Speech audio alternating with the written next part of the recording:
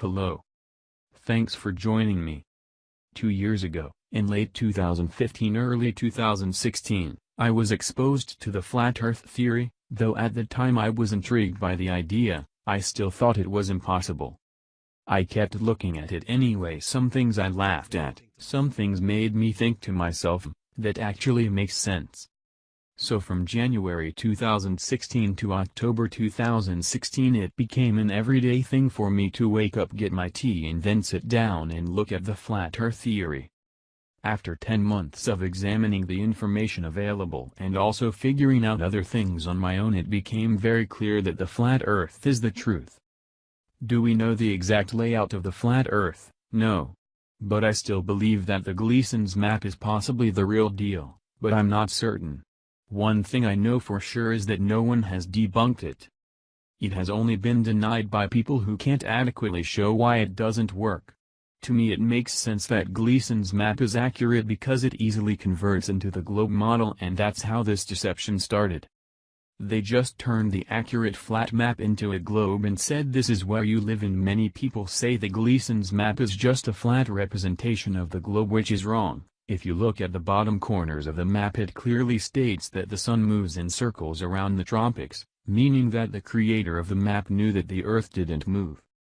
But also Alexander Gleason wrote a book called Is the Bible from Heaven, Is the Earth a Globe? And you can easily see for yourself in the book that he is a flat earther. Now the thing is that his map wasn't released until 1892, but the flat earth map, now called the azimuthal equidistant map, has been around since about the year 1000, possibly earlier.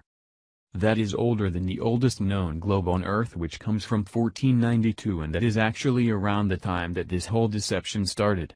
It was during the lifetime of Copernicus and around the time of the creation of the Jesuits. We don't know all the exact details because we know that history has been rewritten time and time again to benefit those who have put themselves in charge, but if you are honest with yourself you can see clearly that this heliocentric globe Earth deception began around 500 years ago. Anyway, back to the maps. Let's just say for a minute that flat earthers don't have a good map. Well, either do globe earthers. NASA can't even make the same layout twice for some reason. Notice in these official NASA images that the layout of the Earth is never the same. In 2002, North America is this size, in 2012 it's this size, and in 2015 it's yet again a totally different size than both of those. But the fact of the matter is none of these pictures are real anyway. NASA employee Rob Simon has gone on record saying that the Earth is photoshopped because it has to be. It is photoshopped, but it's has to be.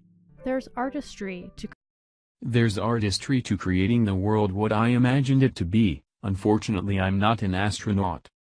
I've never been to space. Now why don't we have any pictures of the Earth? It's 2018 and you think this is normal, maybe because we can't leave the Earth, just like in the flat Earth model, which has a sky barrier known as the firmament or the dome. NASA tries to be clever and say that we can't leave the Earth due to the Van Allen radiation belts. Right now we only can fly in low Earth orbit. That is the farthest that we can go. In this new system that we are building is going to allow us to go beyond and hopefully take humans into the solar system to explore the moon, Mars, asteroids. There is a lot of destinations that we could explore, and we are building these building block components in order to allow us to do that eventually. The kinds of technologies that we're testing out on space station are definitely helping us with our goals of going beyond low Earth orbit. But if you're smart you know that this is a cover for the dome. We can't leave Earth, people. I mean, Bill Nye the Science Guy even tells you this. One thing I really want your generation to embrace is that the Earth is a closed system. We cannot leave the Earth. It's not that we need Bill Nye to figure this out, because we don't. He's a paid-for liar. But they put the truth out so later when it becomes too much to bear they can just say, well, we have been telling you the whole time, but you act like you don't hear it and you just make excuses for why they say these things, and it is ridiculous. You can observe for yourself that water does not curve, and this is funny. People will say that raindrops prove that water does curve, but have you ever seen a gallon of water in the form of a sphere, let alone 326 quintillion gallons of water? Well, at least that's how much water they tell us is on Earth. Should we believe them? Probably not, but we do know that it's a lot of water. Either way, you've never seen any experiment show that a good amount of water can curve or take the shape of a sphere. So your raindrop argument doesn't work if you actually take the time to look into the flat Earth and all of its angles. It becomes 100% crystal clear that we do not live on a spinning ball flying through infinite space. Some folks say that it would be impossible to be nighttime and daytime on a flat Earth at the same time, but if you actually looked, then you would know that it's completely possible because the sun is closer and smaller. Now this brings me to the division that flat Earth is caused among the so-called truth community. A lot of people that suffer heavily from cognitive dissonance say that the flat Earth information is a psyop and it only serves to divide us and discredit those of us that say the information is correct, but this is not true. It is only an excuse for cowards that are scared of the information for one reason or another. Some people don't want to accept the flat Earth because of the implications of a creator. Some people can't accept it because of the mental conditioning coming from the schools and television that they have been dealing with their whole life.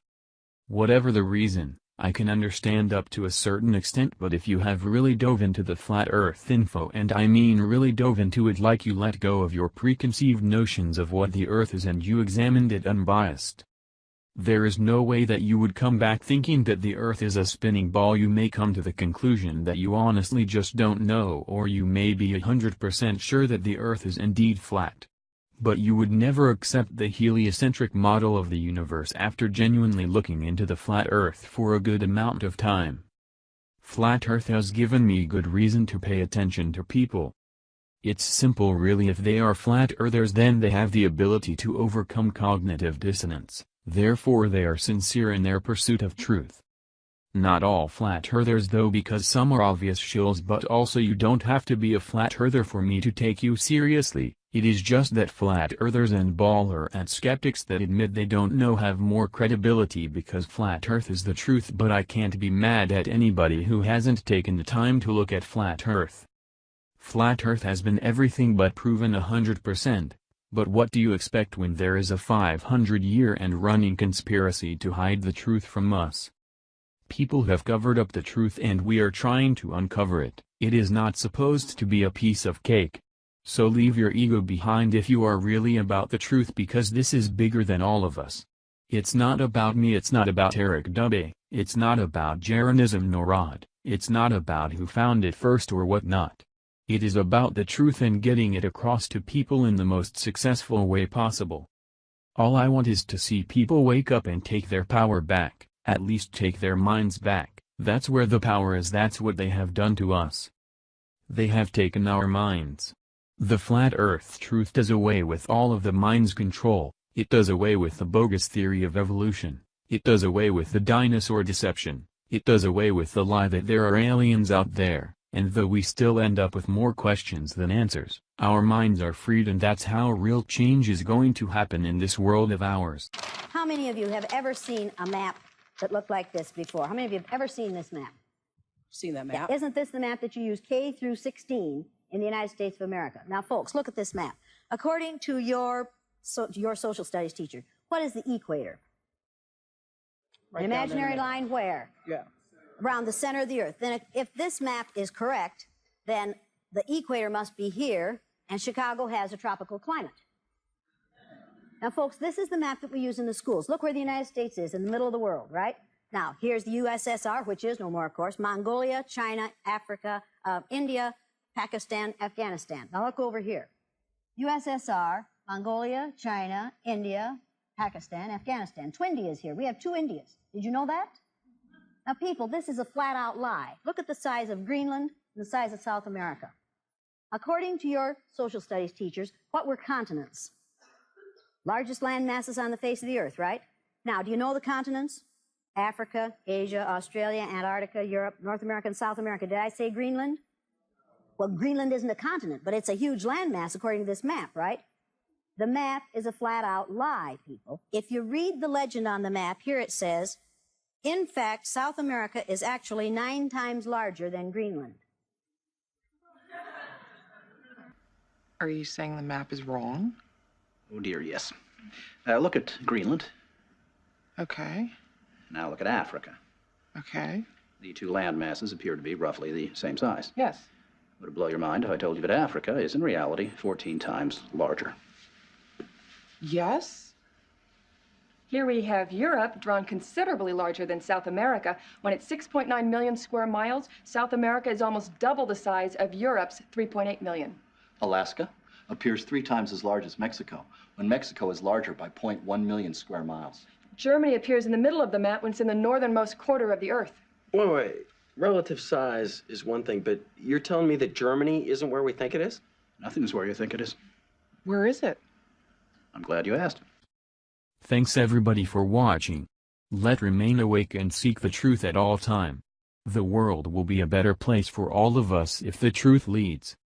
Please drop your comments and suggestions, subscribe and share this video with friends and family.